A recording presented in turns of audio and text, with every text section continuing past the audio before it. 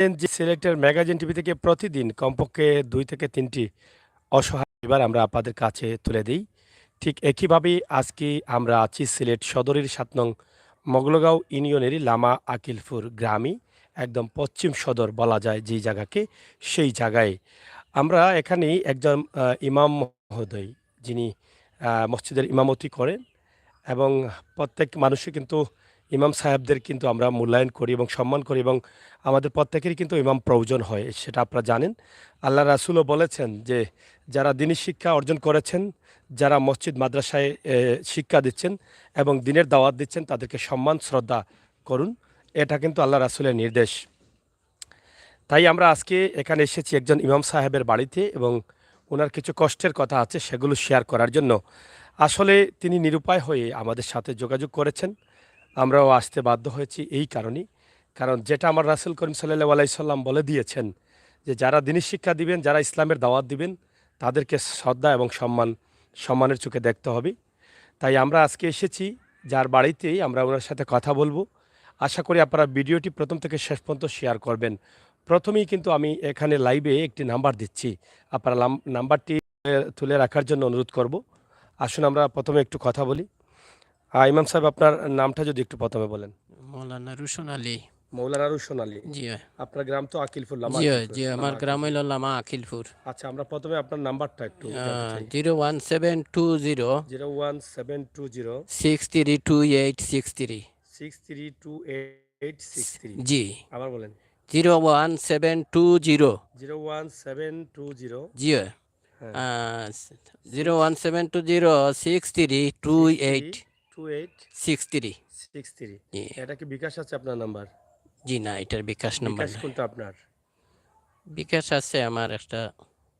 আচ্ছা, বিকাশ নাম্বার কি মুখস্থ নাই? জি না। আচ্ছা, বিকাশ নাম্বারটা কি বলতে পারবেন আপনি? জি বলা যাইব অবশ্য। তাইলে আপনি বিকাশ নাম্বার বলবেন, এটা বলা উচিত, যেহেতু আপনি সাহায্যের জন্য করছেন। জি এটা তো বলা উচিত ছিল।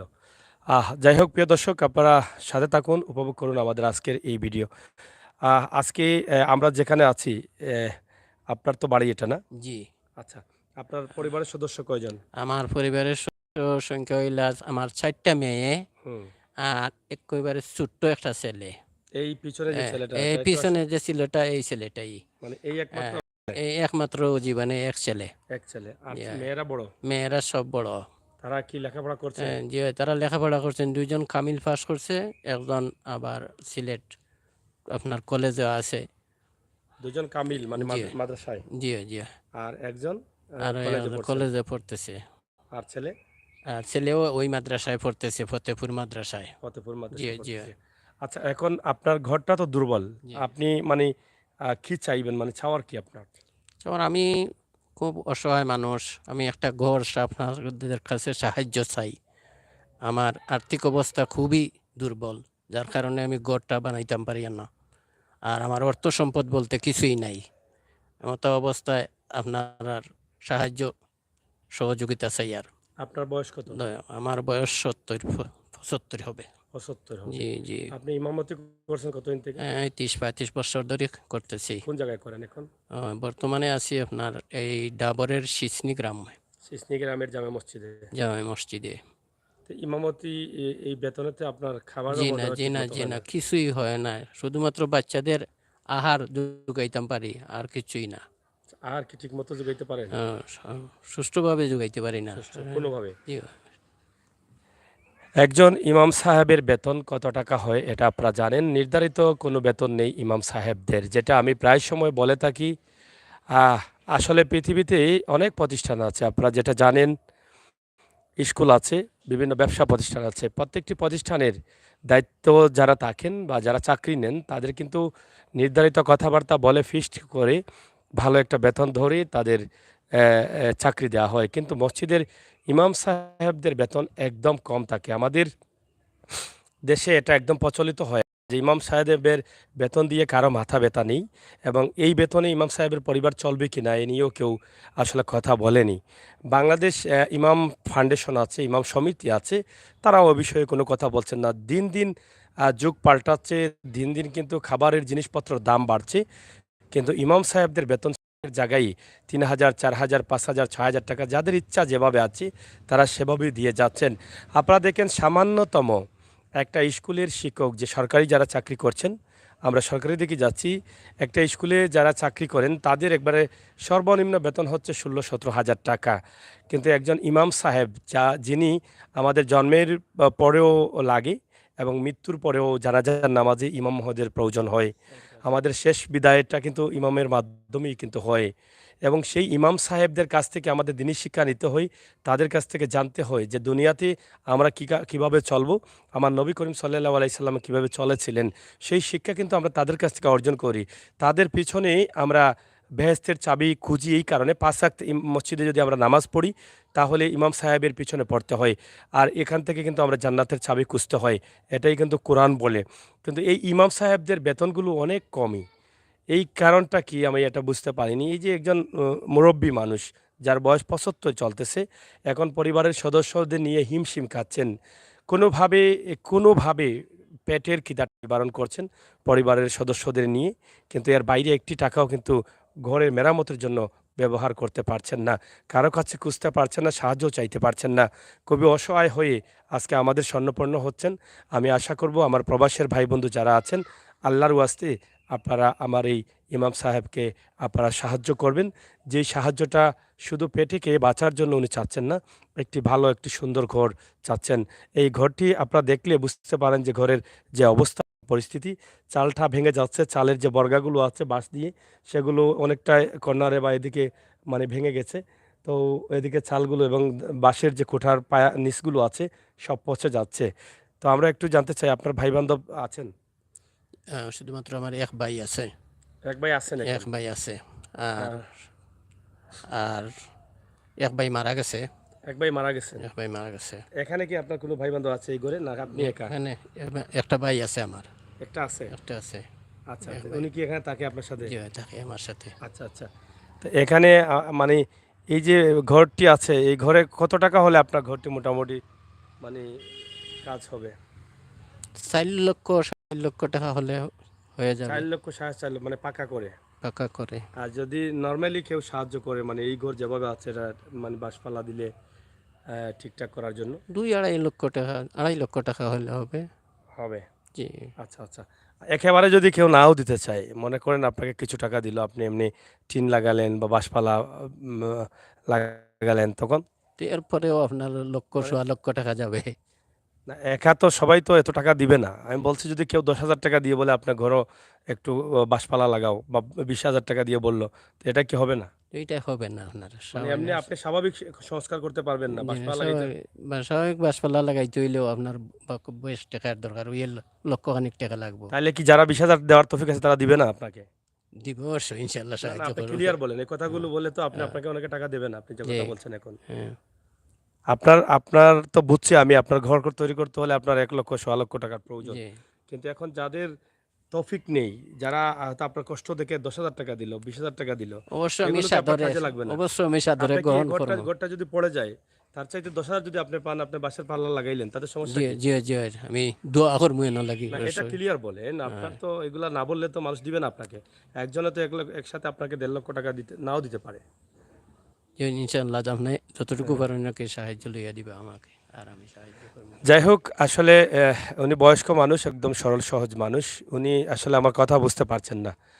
আপনি ১০,০০০ টাকা দিবেন, ১০,০০০ টাকা যদি পান উনি, তাহলে এই ঘরটা তো পড়ে যাবে। কিন্তু ওনার কয়েকটি বাঁশ কিনে হয়তো বাঁশপালা পরিবর্তন করতে পারেন। আপনি ৫০,০০০ টাকা দিবেন, এর ভিতরেও কিন্তু ঘরটা যতটুকু সম্ভব হয় করবেন। আপনি একটি ঘর তৈরি করে দিবেন, এর ভিতরেও কিন্তু যা প্রয়োজন তিনি করবেন। একটি ঘর পরিপূর্ণভাবে করতে হলে ৩ থেকে ৪ লক্ষ টাকার প্রয়োজন। উনার যে ঘর আছে পরিবারের সদস্যদের নিয়ে ৩ থেকে ৪ লক্ষ টাকার প্রয়োজন। অথবা নরমালি করে দিতে চাইলেও আপনারা কিন্তু ১ থেকে ১.৫ লক্ষ টাকায় করা যায়।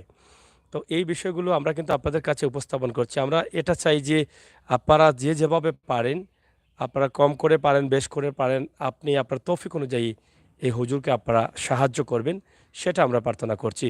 তো আপনার কি চাওয়ার আছে যারা দেখছেন আপনার আপনার কাছে এটা বলেন?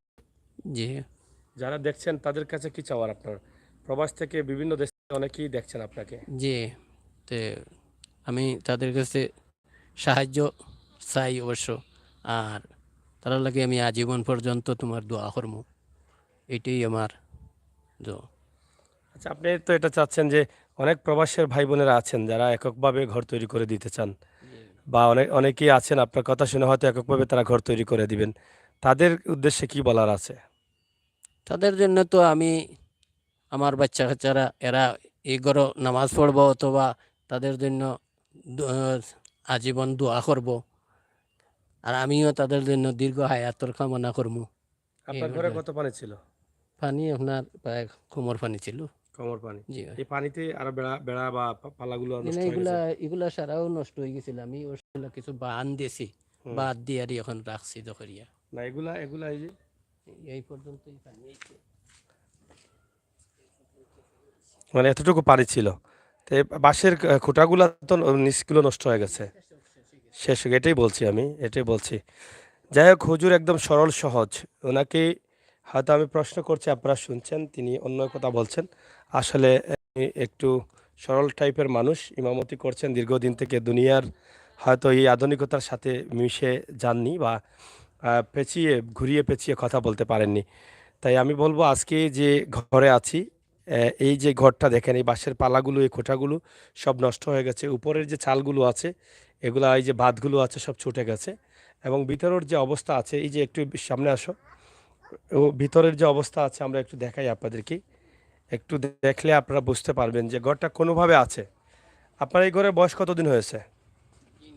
ঘরের বয়স আপনার প্রায় 40-45 বছর হয়ে গেছে। 40-45, 40-45 বছর আগে এই ঘরটি তৈরি করেছিলেন। এদিকে যান একটু, এদিকে দেখাও, রাখেন রাখেন চাচা, একটু ছাড়েন, আপনি ছাড়েন। এই যে দেখেন কীভাবে রেখেছেন হুজুর। আপনারা এই ভিডিওটি শেয়ার করে আপনারা আপনাদের একজন ইমাম সাহেবকে আপনারা সাহায্য করতে পারেন কোনোভাবে। এটা এই যে বেড়াটা, একটু সরাও, এই যে বেড়াটা ভেঙে যাচ্ছে, এবং যাতে আর বৃষ্টি না লাগে সেই জন্য ব্যবস্থা করেছেন, এবং নিচ দিয়ে অনেকটা ভেঙে চলে গেছে। নিচের মানে কোনো অংশই নেই, নিচ দিয়ে তো একদম এরকম ওয়ারফার হয়ে গেছে। তো আমরা এই বিষয়টি আপনাদের কাছে উপস্থাপন করছি। এদিকে একদম এই যে কর্নার পর্যন্ত ওনার ঘর। তো এই যে বাঁশের অবস্থাগুলো যেগুলো আছে, আপনারা দেখেন যে টিনের সাথে যে বাঁশ বাঁধা আছে বা লোহা মারা আছে, সেটা কিন্তু একদম নষ্ট হয়ে গেছে। সেগুলো, এই যেগুলো টিকবে, এগুলো তো টিকবে না। এই যে উনি এই যে কাপড়ের টানা দিয়ে বাদ দিয়ে রেখেছেন, নিরুপায়, এছাড়া তো কোনো উপায় নেই। একটি বাঁশ এখন কিনতে হলে 500-700 টাকার প্রয়োজন হয়, ঘরের বাঁশ। এই যে, আর টিনের উপরের অবস্থা একদম বেহাল অবস্থা। উপরটা দেখাইছো? উপরের অবস্থা খুবই খারাপ। ঘরের অবস্থাও আপনারা দেখেন, আমরা আপনাদেরকে দেখানোর চেষ্টা করছি। এই যে উপর দিয়েও নেই, এদিকেও চলে গেছে বেড়া, এই এই যে দেখেন, এবং সামনের দিকে, ভিতরের দিকে অবস্থা কি। তো এভাবেই কিন্তু তিনি আছেন, এবং উপরে ছালে পানি পড়ে, এই যে এখানে দেখেন পানি পড়ে, এখন এই ছাদটা কিন্তু পানি পড়তে পড়তে নষ্ট হয়ে গেছে। এই অবস্থার মধ্যে তিনি আছেন। তো যাই হোক, প্রিয় দর্শক, আমরা সিলেটের ম্যাগাজিন টিভি থেকে সরাসরি, আপনার বিকাশ নাম্বারটা নিয়ে আসেন, দ্রুত নিয়ে আসেন। আমরা চেষ্টা করছি আপনাদেরকে কোনোভাবে না কোনোভাবে একটি ভিডিও করে দিতে। আমরা সেই সুবাদে আমাদের আজকের এই ভিডিও। এই যে ঘরের ভিতরে দেখেন, এখনও কিন্তু অনেক কোরআন কালাম আছে এখানে, আপনারা দেখেন। কারণ যেহেতু হুজুর এবং ওনার মেয়েরাও কিন্তু মাদ্রাসায় লেখাপড়া করছেন, নিঃসন্দেহে এখানে আপনারা সাহায্য করলে আল্লাহ কবুল করবেন, সেটাকে আল্লাহ হাতে গ্রহণ করবেন। আমরা চাই এই সমস্ত মানুষগুলোকে আপনারা সাহায্য করবেন। ভিতরের মাটিগুলো এখনও ঠিকমতো শুকায়নি, এই যে দেখেন।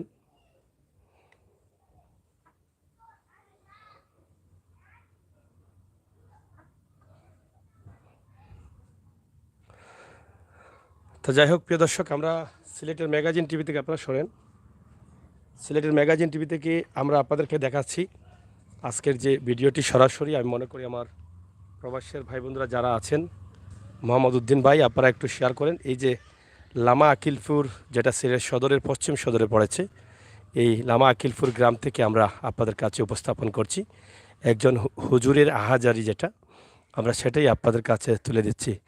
এই যে এদিকে দেখেন, এই যে চালটা ভেঙে যাচ্ছে, একদম উঁচু নিচু হয়ে গেছে চালটা।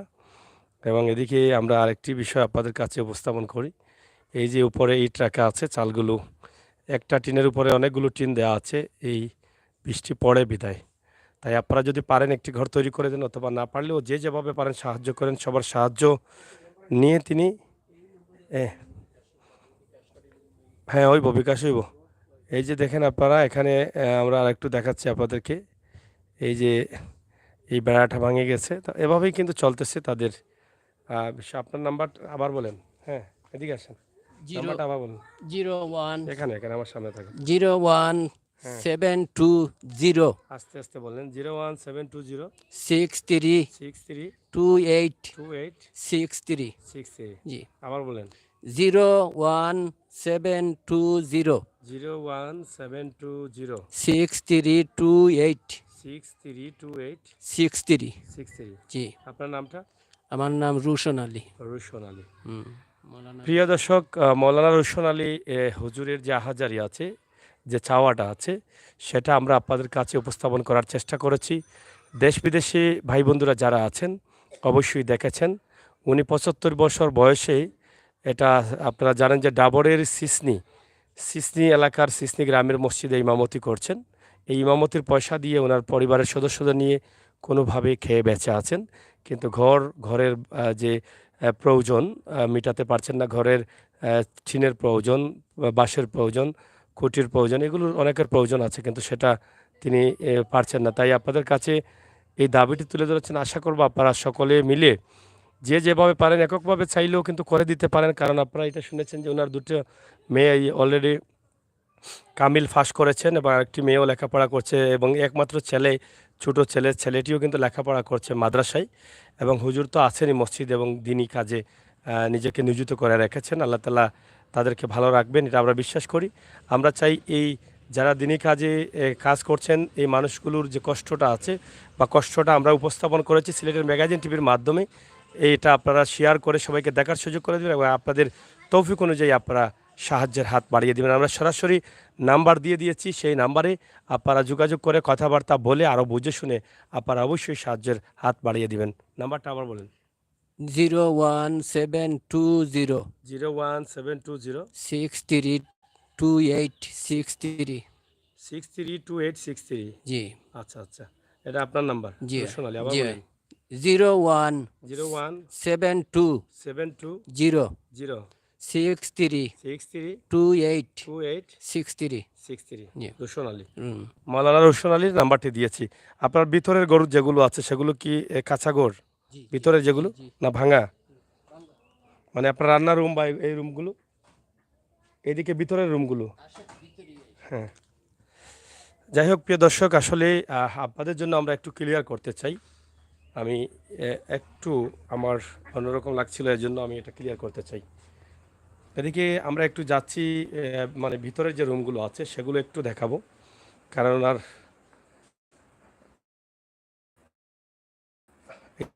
স্ত্রী সন্তান আছেন, আমরা তাদেরকে নিয়ে আসতে চাচ্ছি না আমাদের ক্যামেরায়, কারণ যেহেতু তারাও লেখাপড়া করাচ্ছেন মাদ্রাসায়, এই জন্য নয়তোবা তাদের সবাইকে নিয়ে আসতাম। তো একই অবস্থা আমরা দেখলাম, এই ভিতরের অবস্থা একই অবস্থা। যাই হোক, আমরা আর ভিতরে যাব না। এটা রান্নার রুম না আপনার? আচ্ছা আচ্ছা, দেখি একটু কেউ না থাকলে একটু দেখাও এদিকে। যাই হোক বন্ধুরা, নেটওয়ার্কের প্রবলেম। আশা করব আপনাদের সকলের সহযোগিতা এবং ভালোবাসা। আপনারা সবাই ভালো থাকেন, নিরাপদে থাকেন, সুস্থ থাকেন। করেন আপনি ভিডিওটি শেয়ার করে সহযোগিতা করেন। আপনার তৌফিক আছে 500 টাকা দেওয়ার, আপনি কথা বলে বিকাশ নাম্বারে দিয়ে দিতে পারেন, অথবা আপনি এসে দেখে শুনে বড় আকারে সাহায্য করতে পারেন। আমরা আশা করব, জীবনের অনেকগুলো বছর পার করেছেন ইমামতি করে এবং ইসলাম শিক্ষা নিয়ে, হয়তো জীবনের শেষ পর্যন্ত এই শিক্ষাই আছেন এবং মানুষের নামাজ পড়ানোর চেষ্টায় থাকবেন। এই হুজুরকে যেন আমরা সবাই মিলে সহযোগিতা করতে পারি। আপনাদের সকলের সুস্বাস্থ্য দীর্ঘায়ু কামনা করছি। সবাই ভালো থাকুন। আপনি শেষ পর্যন্ত কি চাওয়ার, একটু যারা প্রবাসে দেখছেন তাদের কাছে বলেন। সুযোগ তো আছে আজকে চাওয়ার। আপনার অনেক ছেলের মতো ছেলেরা, মেয়ের মতো মেয়েরাও কিন্তু আছে প্রবাসে। জি, হ্যাঁ, আপনি তো আমাকে মানে অনেক দিন কল দিয়েছেন জি, যে তো জি, স্যার কার জি, আসতে পারে, জি, নিশ্চয়ই আপনার অনেক কষ্ট আছে ভিতরে। নিশ্চয়। এই কষ্টটা আপনি যদি একটু ভালো করে হ্যাঁ, তাদেরকে বলেন, তাদের আমার মা বোনদের অনেক বয়স্ক মারাও আছে কিন্তু আমার ভিডিওগুলো দেখে, তারা দেখে হুম। হয়তো বলতে পারে যে আমার এই ইমাম সাহেবকে একটু সাহায্য করো। মারা যদি সন্তানদের বলে তাহলে সন্তান করতে বাধ্য, কেউ না কেউ একাই দিয়ে দিব এরকম করে। হুম, বলেন তাদের। আসসালামু আলাইকুম। আমি বড় অসহায় মানুষ। আমি অকুল সমুদ্রের মধ্যে পড়ে হাবুডুবু খাচ্ছি। আমার 4টা মেয়ে, একটা ছেলে।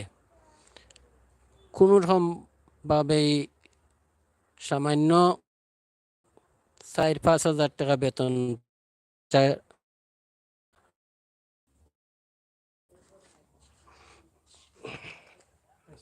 হুম, হ্যাঁ, এখানে নেটে একটু প্রবলেম করছে, আমরা শর্ট করে মানে কথা বলতে আমি চাই। আমাকে যদি আপনারা সাহায্য করেন, তাহলে আমি এবং আমার বাচ্চারা সেই ঘরে আপনাদের জন্য নামাজ পড়ে এবং কোরআন পড়ে আপনাদের জন্য দোয়া করবে। আমিও আপনাদের জন্য দীর্ঘ হায়াত কামনা করব, ইনশাআল্লাহ। যাই হোক, বলার কিছু নেই, জানারও আর কিছু নেই। এক কথায় আমরা যেটা বলেছি যে একটা মসজিদের দায়িত্বে ইমামতি করছেন এবং কান্না জড়িত কণ্ঠে আজকে আহাজারি করছেন এই বাচ্চাগুলোকে একটা ভালো ঘরে রাখার জন্য এবং একটি নিরাপদ ঘরে রাখার জন্য। এই ঘরটি ঝুঁকিপূর্ণ, ঝড় বৃষ্টি আসলেই ঘরটি পড়ে যেতে পারে, প্রাণহানির ঘটনা ঘটতে পারে। সেই চিন্তায় হয়তো ওনার ভিতরে, উনি হয়তো মসজিদে প্রতি শুক্রবারে বয়ান করেন, যেহেতু ইমামতির দায়িত্বে আছেন, বয়ান করছেন, মানুষদের বয়ান দিচ্ছেন, মানুষের প্রতি মানুষের দয়া মায়া কিভাবে করতে হয়, কিন্তু আসলে নিজেই যে কষ্টে জর্জরিত সেটা হয়তো কাউকে বলতে পারছেন না। শেষ পর্যন্ত আমাদের সন্ধানে তিনি ছিলেন এবং আমরাও এসেছি। ইনশাআল্লাহ যদি আপনারা এই হুজুরকে সাহায্য করেন তাহলে আল্লাহ তাআলা সেটা কবুল করবেন আমি বিশ্বাস করি। একদম সরল সহজ একজন মানুষ, ৭৫ বছর বয়সে ওনার ৪টি মেয়ে এখন ঘরে অনেক বড়। কামিল পাস করেছে, কলেজে পড়ছে এবং একটি ছোট্ট ছেলে।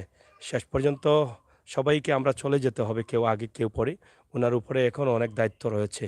আমরা সবাই মিলে যদি সহযোগিতা করি হয়তোবা সেই দায়িত্বগুলো তিনি সহজে পালন করে যেতে পারবেন।